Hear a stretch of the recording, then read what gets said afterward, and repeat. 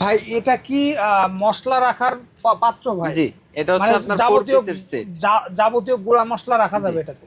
সব ধরনের গুঁড়া মশলা রাখতে পারবেন। আচ্ছা আচ্ছা, সেক্ষেত্রে ভাই এই যে উপরে এই জায়গায় আছে আপনার মরিচ লাইভ দেয়া আছে। মরিচ জি জিরা এগুলা দিয়ে দিয়েছে, এর গুঁড়াগুলা রাখা যাবে? জি। এটা কি সম্পূর্ণ এয়ার টাইট? এয়ার টাইট, সম্পূর্ণ আচ্ছা, এয়ার টাইট। সেক্ষেত্রে ভাই এটা প্রাইসটা কেমন? এটা হচ্ছে আপনার 2450 টাকা। 2450 টাকা, জি, মাত্র 4 পিসের। 2450 টাকা। জি।